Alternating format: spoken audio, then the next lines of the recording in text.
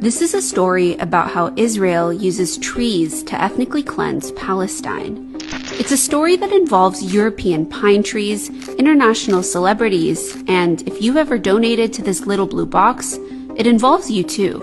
The story begins in 1948, when Zionist militias forced over 75% of the Palestinian population out of their homes and off their land, emptying and destroying over 500 Palestinian villages.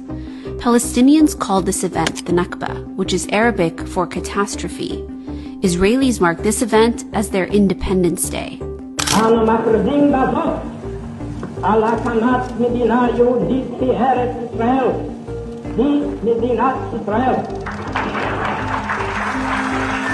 Shortly after the State of Israel was created, the state seized and illegally annexed over 240,000 acres of land and property that was classified as abandoned after its Palestinian owners were forced out and barred from returning.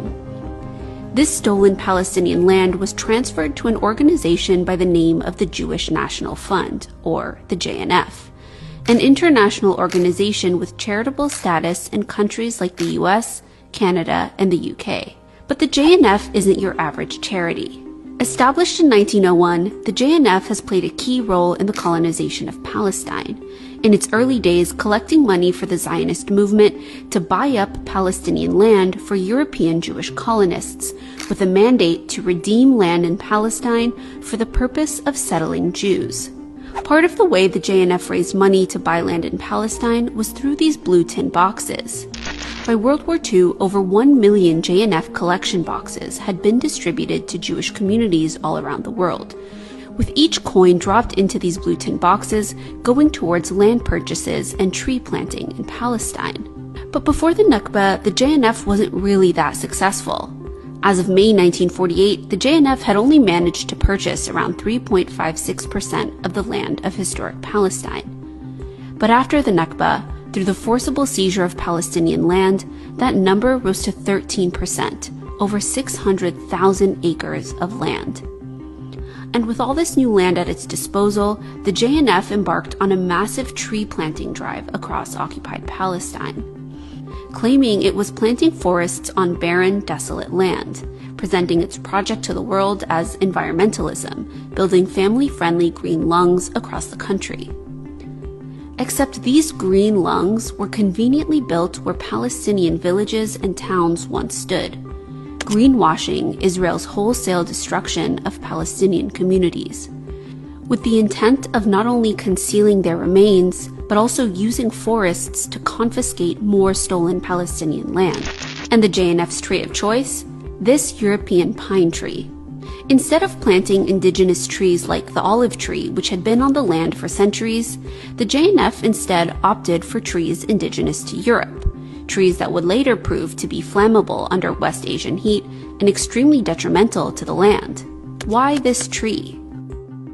Well, because settlers didn't just want the land, they also wanted it to look like Europe, transforming the Levantine landscape into something European Jewish settlers would feel at home in.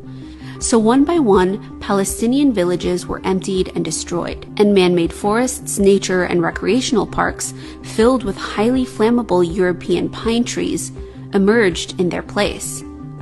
Al-Lajun became Megiddo Forest, Beit Jiz turned into Rabin Park, and American Independence Park was built on the ruins of 7 Palestinian villages. Through the JNF's environmental work, over 250 million trees were planted throughout historic Palestine, covering up the remains of over 500 Palestinian destroyed villages, all thanks to tax-free donations from Jews and non-Jews around the world, with the blue collection box becoming a sentimental icon that represented a connection to the National Zionist Project, with so many people either donating or planting trees. From politicians of today like Kamala Harris. I fondly remember those Jewish National Fund boxes that we would use to collect donations to plant trees for Israel. To iconic celebrities like Frank Sinatra and Elizabeth Taylor, all complicit in greenwashing. But behind the photo ops and little blue boxes is the truth of what lay beneath these forests. Today, more than 2/3 of all JNF parks are built on destroyed Palestinian villages. That's 46 out of 68 national parks. The JNF continues to operate in countries around the world using tax-free donations to not only cover up the crimes of the past, but to steal more and more Palestinian land today, in places like the Naqab Desert, where the JNF is working now with the State of Israel to use forestation, or the process of planting trees, to evict Palestinian Bedouins from their lands and replace them with Jewish settlers, all under the guise of making the desert bloom. This story, and so many others like it, is a reminder of how even the most innocent things, like trees or charities that plant trees, when used by colonial entities like Israel, are often just a cover-up for something much more sinister. This one just happens to be a cover-up that's been 76 years in the making.